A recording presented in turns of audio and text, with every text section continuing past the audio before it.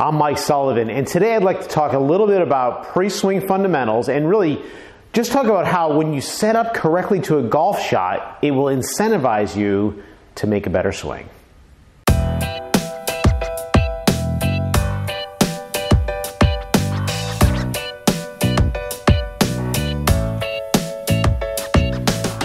Okay, I had a lesson with a golf student yesterday, and his name is Jim. Jim, if you're watching, great. We're not going to show your video to anybody else or anything, but if you are watching this is great because we'll be doing a little follow-up on what happened with us yesterday. And so here's what's going on with Jim.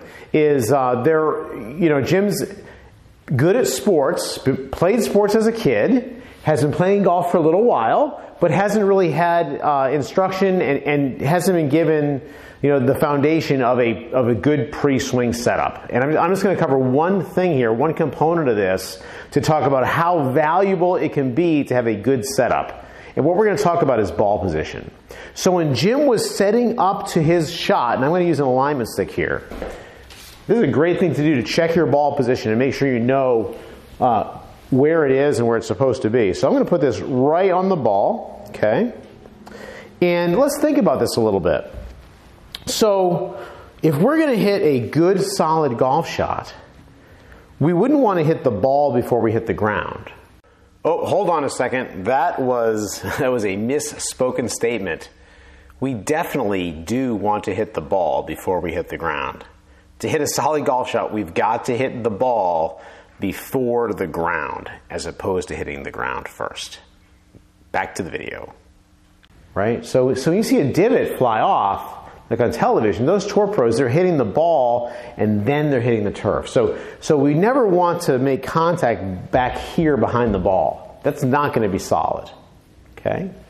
So when we're talking about the lowest point of our swing, we swing the club in a circle, right? Well, the low point of our swing should be out ahead of the ball. That's going to help us strike the ball, and if you're hitting the ball and nothing else, you have a good chance of making solid contact.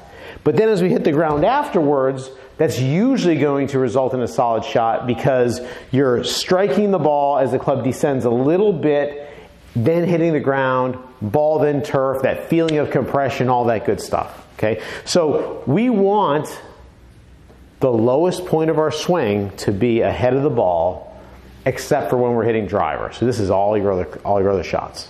Okay. So here's what was going on. As Jim was setting up to his shot, he had the ball positioned really far back off like his back foot. Okay? And when he was hitting his shots, and Cookie, you're going to have to move now. Cookie, watch out. Come on. Look out, girl. Yeah. She's been in the way quite a little bit lately, right? Just, you're good. Okay? So as Jim was hitting his shots, it was kind of like this.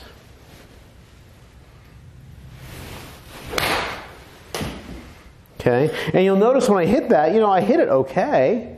I've been hitting balls for a long time. But if you look at the finish, look at my finish position here at the end of my swing.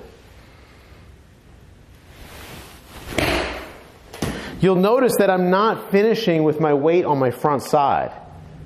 I'm not getting here. How am I looking, Cookie? Am I all right?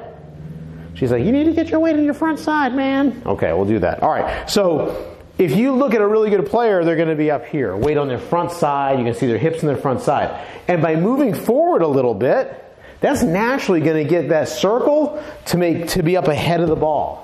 But when Jim's trying to get the ball in the air, he wasn't incentivized to get his weight forward, so he would hang back, and he was making contact just not so reliably. Some of his shots were thin, some of his shots were fat. Okay?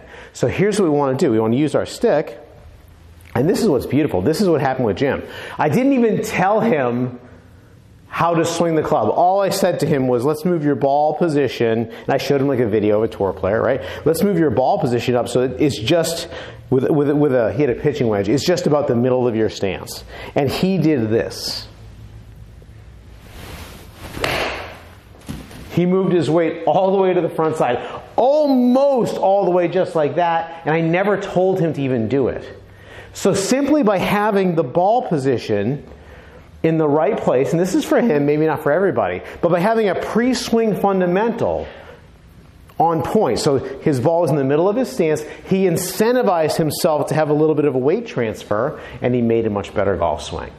When the ball is back in his stance, it's really going to be tough to hit any sort of shot anywhere near where you want it to go if your ball is back in your stance and then you get on your front side. That was a super low shot. Nobody's going to want to do that. All right, so pay attention to those pre-swing fundamentals, and when you're swinging your irons, here's how I like to say it. Remember, we always want to move weight forward. So the lowest point of our swing is always going to be a little forward of center. So with your shortest clubs, play that ball position, about the middle or so. As the clubs get longer, the low point of your swing will move farther forward because of the longer club, swung on an angle. So as the clubs get longer, the ball position starts to move forward. And then the driver is going to be even farther forward because the ball is teed up, and you're going to catch it a little bit on the upswing. I hope that helps. We'll see you next time.